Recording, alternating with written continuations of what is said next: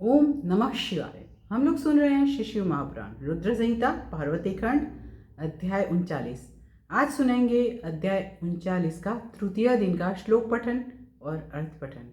ओम श्री गणेशाय नमः। ओम सरस्वत्यै नमः। ओम सर्वेभ्यो देवेभ्यो नमः। ओम सद्गुरु देवेभ्यो नमः। ओम नमः शिवाय।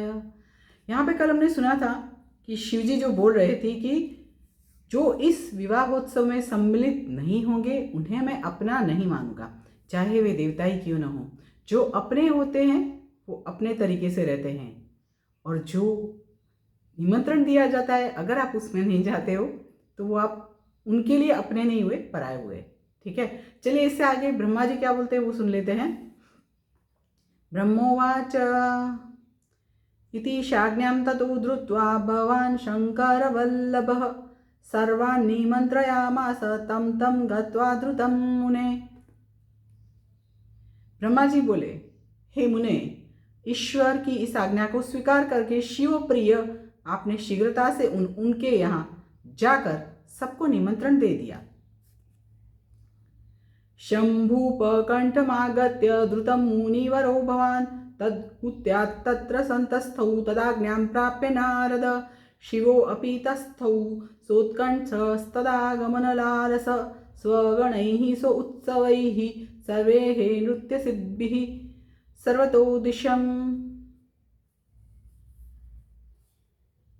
हे नारद, इस प्रकार शिवजी के दूत का कार्य शीघ्रता से संपन्न कर शिवजी के पास आकर आप मुनिवर उनकी आज्ञा से वहीं बैठ गए।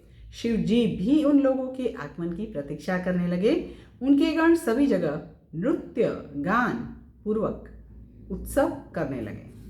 एतस्मिन्नेव काले तु रचयित्वा सवेशकम् आजगामाच्युतः शीघ्रं कैलासं सपरिच्छदः। इसी समय अत्यंत सुंदर वेशभूषा से सुसज्जित होकर भगवान विष्णु अपने परिकरों के साथ कैलास आए।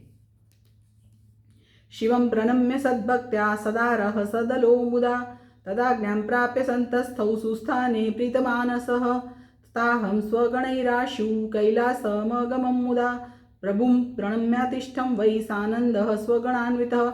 वे अपनी भार्या तथा पार्षदों के साथ भक्तिपूर्वक प्रणाम करके उनकी आज्ञा प्राप्त करके प्रसन्न चित्त होकर बैठ गए।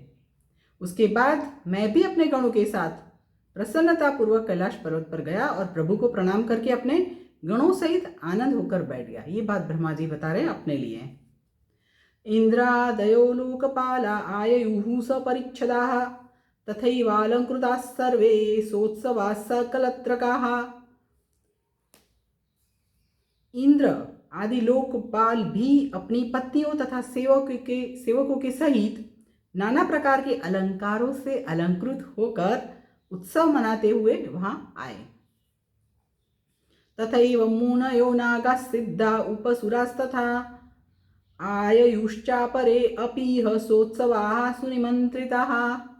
इसी प्रकार निमंत्रित मुनि, नाग, सिद्ध तथा उपदेव एवं अन्य दूसरे लोग भी वहां आए।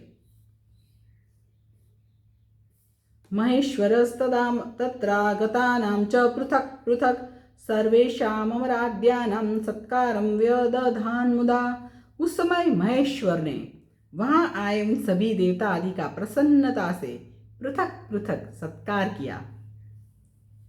अथोत्सवो महानासीत् कैलासे परमो अद्भुतः नृत्यादिकं तदा चक्रुर यथा योग्यम सुरस्त्रियः।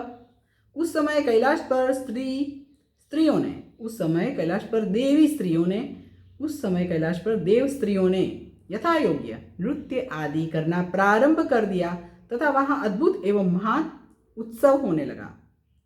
एतस्मिन् समये देवा विष्णुवाद्याय समागताः यात्रां कारयितुं शंभोस्तत्रो शुस्ते अखिला मुने।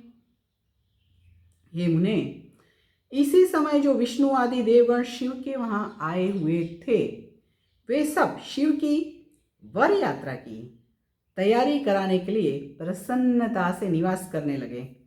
शिवाज्ञप्तास्तदा सर्वे मदीयमिति यंत्रिताः शिव कार्यमिदं सर्वं चक्रिरे शिव सेवनम। उस समय शिवजी की आज्ञा से आए हुए सभी लोग शिवजी के कार्य को यह मेरा ही कार्य है ऐसा समझकर शिव की सेवा करने लगे। मातरः सप्ततास्तत्र शिवभूषा विधिं परं चक्रिरे च मुदा युक्ता यथा योग्यम तथा पुनः।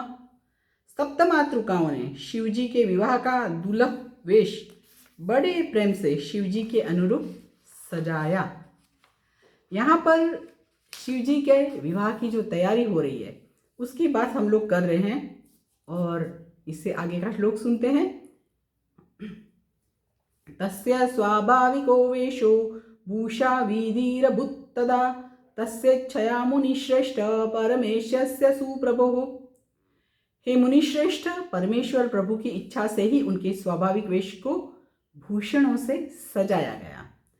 चंद्रश्च मुकुटस्थाने सान्निध्यमकरोत्तदा लोचनं सुंदरम यासीत् तृतीयं तिलकं शुभम। सप्त मातृकाओं ने मुकुट के स्थान पर चंद्रमा को बांध दिया। उनके ललाट में रहने वाला तीसरा नेत्र तिलक रूप से शोभित किया गया। कर्णाभरण रूपौ च यौ हि सर्पौ प्रकीर्तितौ कुंडले अभवतां तस्य नाना रत्नान्विते मुने। हे मुने, नाना रत्नों से देदीप्यमान तो सर्प दोनों कानों को अलंकृत करने वाले कुंडल के रूप में शोभित हुए। अन्यांग संस्थिताः सर्पाः तदंगाभरणानि च बभूवुरतिरम्याणि नाना रत्नमयानि च। उनके अंग में निवास करने वाले अन्य सर्प अनेक रत्नों से युक्त आभूषणों के समान सुशोभित हुए। विभूतिरंगरागो अभुच्चंद नादि समुद्भवः तद्युकुलम दिव्यम गजचर्मादि सुंदरम। उनके शरीर में लगी हुई विभूति चंदनादि पदार्थों से उत्पन्न उत्तम अंगराग हो गया। उनका परम सुंदर गज चर्म दिव्य दुकूल के समान हो गया।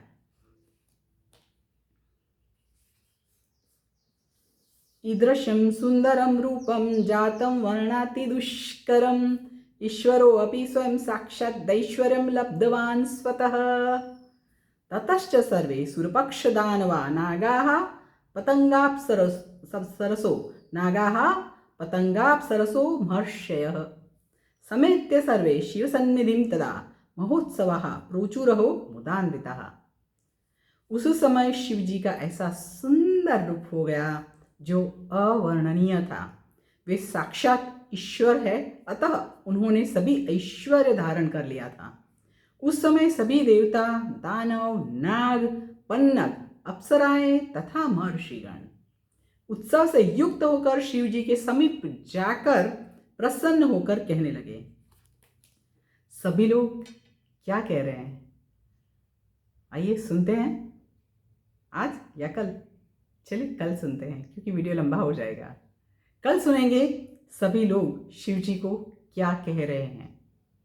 यहाँ पे शिवजी का पार्वती जी के लिए जो प्रेम है और जो विवाह के लिए वो जा रहे हैं, और उससे पहले शिवजी खुद ईश्वर है और खुद ईश्वर होकर किस तरह से तैयार हुए हैं, किस तरह से सुशोभित हो रहे हैं, उसका वर्णन है। जरूर सुनिए, जरूर शेयर करिए। अभी मेरे साथ बोलिए, ओम नमः शिवाय, ओम नमः शिवाय, ओम नमः शिवाय, हर हर महादेव।